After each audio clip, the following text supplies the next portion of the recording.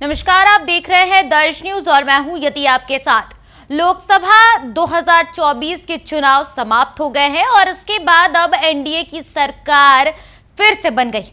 देश के प्रधानमंत्री नरेंद्र मोदी तीसरी बार प्रधानमंत्री पद पर पदभार ग्रहण कर चुके हैं और इसके बाद अब तमाम जो विपक्ष के लोग हैं वो सवाल खड़े कर रहे हैं, मुद्दे उठा रहे। इस बीच बता दें कि सारण लोकसभा सीट की अगर बात करें बिहार में, तो वहां से आरजेडी प्रत्याशी रोहिणी आचार्य अब सिंगापुर के लिए रवाना हो गई है। जी हां, एयरपोर्ट से रोहिणी आचार्य की तस्वीरें सामने आई हैं जहां वो पत्रकारों से बातचीत कर रही हैं और बातचीत के दौरान रोहिणी आचार्य ये कहती नजर आ रही है कि वो अपने बच्चों से मिलने जा रही है और 10 दिन के बाद सारण की बेटी फिर से वापस आएगी और जनता के बीच जाकर जिन लोगों ने भी उनका समर्थन किया है, जिन कार्यकर्ताओं ने उनके साथ कदम से कदम मिलाया है, जिन लोगों ने उन्हें वोट दिया है, उनका जाकर अभिवादन करेंगी।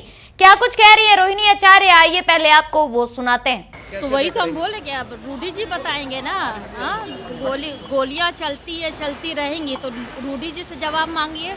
मंत्रिमंडल का विस्तार हो गया है रोहिणी जी, लेकिन बिहार को कुछ नहीं मिला है। इस पे क्या कहिएगा?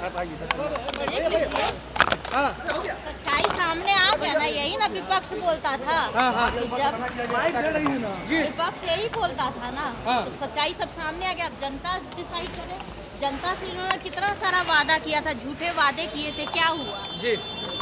ठन गोपाल बना दिया ना, फिर से जनता को कुछ नहीं दिया बिहार को। तेजस्वी करे झुनझुना थमा दिया गया है। तो सही बात बोल रहा है ना। तो ये तो बिहार की जनता भी बोल रही है कि हम लोग को झुनझुना पकड़ा दिया गया। आकर के चुनाव में फिर से झांसा दे करके गए थे, फिर से वही झांसाबाजी, जुमलाबाजी हो गया। नीतीश कुमार को फिर से अपने पास लाइएगा क्या आप लोग अपने साथ? हम क्यों लेकर के आएंगे? वो बड़े हैं, उनसे आशीर्वाद हम लोग ले रहे हैं। अब चाचा जी आएंगे, कब आएंगे आशीर्वाद देने? अब चाचा जी से जाके पूछिए। हम लोग तो बाल बच्चे हैं, उनके आशीर्वाद मांग रहे हैं। आज भी आंध्र प्रदेश जाना था नीतीश जी को, चंद्रबाबू नायडू जी को मुख्यमंत्री शपथ में नहीं गए, शपथ ग्रहण में। तबीयत खराब होगा उनका, तबीयत खराब होगा, तो आराम करने दीजिए। सिंगापुर जा रही हैं आप?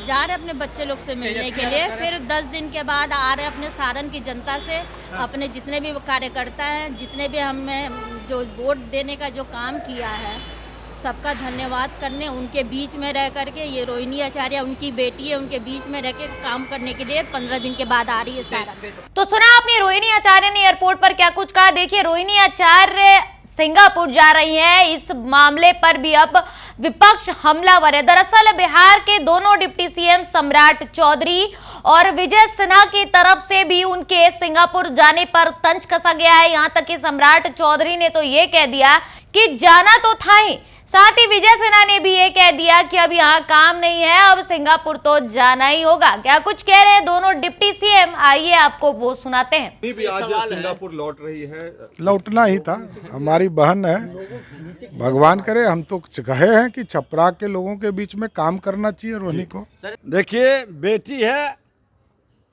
राजनीतिक परिवार से है। ऐसे लोगों को, जिन लोगों ने परेशान किया, लाकर अपमानित कराया, राजनीति के गलियारे में जबरदस्ती ठेलकर परिवारवाद की जमींदारी को बढ़ाने का प्रयास किया, उन लोगों को रोहिणी आचार्य जी से क्षमा मांगना चाहिए। लालू प्रसाद और तेजस्वी यादव जी को सेंटीमेंट भजाने का खेल खेला। अरे शाहाबाद में एक एक्सीडेंट है, नहीं तो फिर शून्य पर आउट होते, लेकिन 4 लोगों को दिया है। ये आपका राम नाम तय करेगा। तो सुना आपने बिहार के दोनों डिप्टी सीएम ने किस प्रकार से रोहिणी आचार्य के सिंगापुर जाने पर तंज कसा है। देखिए, रोहिणी आचार्य बिहार के सारण लोकसभा सीट से चुनावी मैदान में अपना डेब्यू कर रही थी। हालांकि वो चुनाव नहीं जीती, लेकिन रोहिणी आचार्य ने एनडीए समर्थित प्रत्याशी राजीव प्रताप रूडी को कड़ी टक्कर दी। जी हां, सारण लोकसभा सीट की अगर इतिहास की बात करें तो ये वही सीट है जहां पर एनडीए ने लगातार तीसरी बार जीत हासिल की है। इससे पहले बता दें कि इस सीट पर रोहिणी आचार्य से पहले खुद लालू यादव की पत्नी राबड़ी देवी, साथ ही लालू यादव के पूर्व के जो समधी हैं चंद्रिका राय वो भी चुनावी मैदान में राजीव प्रताप रूडी के खिलाफ थे। हालांकि वो भी नहीं जीते थे, पर इस बार रोहिणी आचार्य को उम्मीदवार बनाया गया था सारण लोकसभा सीट से और यहां से रोहिणी आचार्य चुनावी मैदान में उतरी। लगातार सारण की जनता का प्यार उनको मिला। तस्वीरें सामने आ रही थी जब रोहिणी आचार्य लोगों के बीच जा रही थी तो किस प्रकार से जन समर्थन उनको मिल रहा था। ऐसे में अब चुनाव खत्म हो गए हैं और रोहिणी आचार्य अब सिंगापुर जा रही है, लेकिन रोहिणी आचार्य सिंगापुर जा तो रही हैं और वापस आने का लेकर भी उन्होंने तारीख बता दिया। उन्होंने कह दिया है कि 10 दिन बाद अपने बच्चों से मिलकर मैं वापस सारण की जनता के बीच जाऊंगी। साथ ही बता दें कि नीतीश कुमार पर भी रोहिणी आचार्य का बयान आया। आपने साफ तौर पर सुना कि आज आंध्र प्रदेश जाना था मुख्यमंत्री नीतीश कुमार को, उड़ीसा जाना था जहां पर शपथ ग्रहण समारोह था मुख्यमंत्रियों का और ऐसे में नीतीश कुमार नहीं गए। इस पर भी रोहिणी आचार्य ने कहा कि चाचा बीमार हैं, उन्हें आराम करने दीजिए।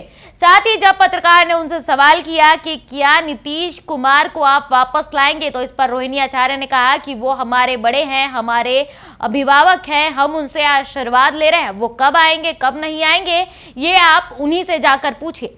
दर्श न्यूज पर फिलहाल के लिए इतना ही। देश दुनिया और बिहार झारखंड के तमाम खबरों को देखते रहने के लिए बने रहें दर्श न्यूज के साथ। धन्यवाद।